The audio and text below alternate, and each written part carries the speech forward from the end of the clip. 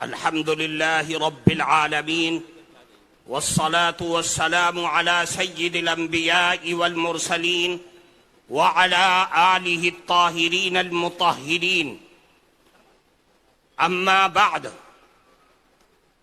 فقد قال النبي صلى الله عليه وسلم: يا أيها الناس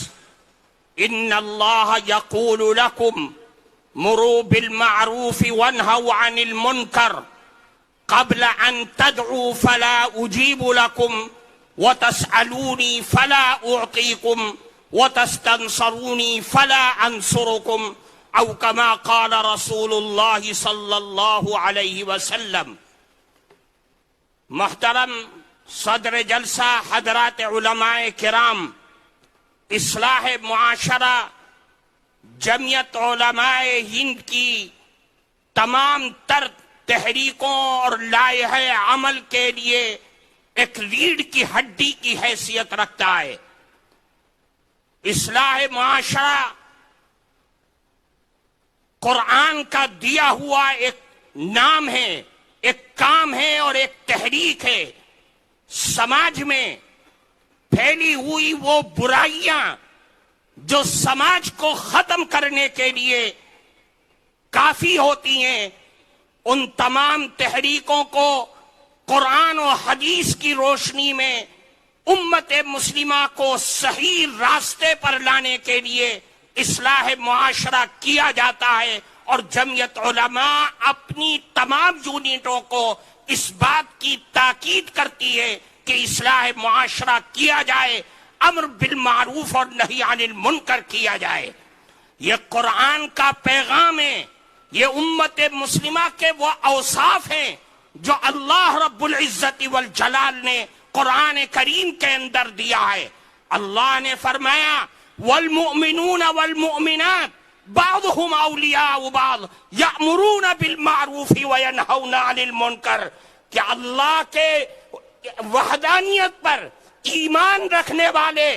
مرد ہو یا عورت، ان کے اوصاف قرآنی میں ایک اوصاف، ایک وصف یہ ہے کہ وہ امر بالمعروف اور نہی عن المنکر کرتے ہیں۔ میں نے آپ کے سامنے ایک حدیث پڑھی ہے، اس حدیث کی راوی ہیں حضرت عائشہ صدیقہ رضی اللہ تعالی عنہ۔ وہ فرماتی ہیں کہ ایک موقع پر اللہ کے نبی گھر میں تشریف لائے،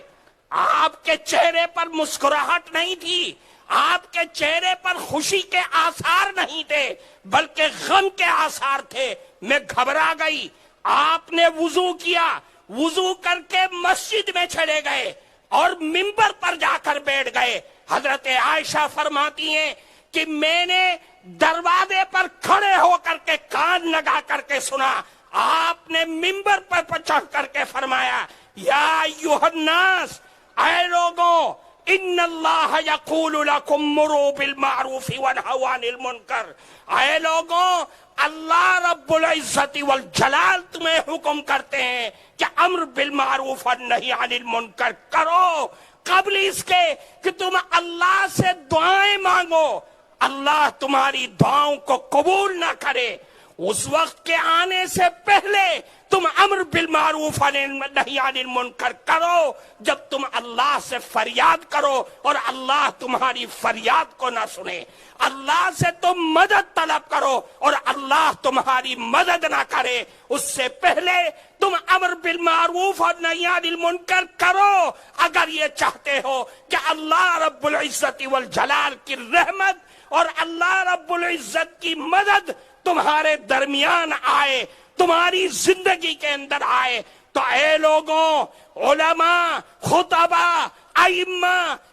اور قوم کے اور برادریوں کے بڑے اور سرداروں سے اللہ کا حکم ہے کہ تم امر بالمعروف اور نہی عن المنکر کرو، اچھائیوں کا سماج میں حکم کرو اور سماج میں پیدا ہونے والی برائیوں سے روکتے رہو۔ اور یاد رکھو، اصلاح معاشرہ اس کا نام نہیں ہے کہ آپ کھڑے ہو کر کے صرف نکاح اور برات کے بارے میں آپ تاکید کریں، بلکہ اصلاح معاشرہ کے سلسلے میں وہ تمام چیزیں ہیں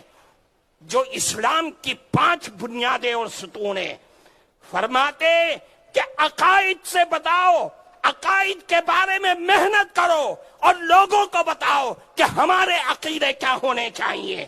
لوگوں کو بتاؤ کہ ہماری عبادات کیسی ہونی چاہیے، لوگوں کو بتاؤ ہمارے اخلاق، معاملات، معاشرت ہمارے کیسی ہونی چاہیے، تب جا کر کے سماج میں سدھار پیدا ہوگا۔ اور اگر ہم سب ہاتھ پہ ہاتھ دھرے بیٹھے رہے،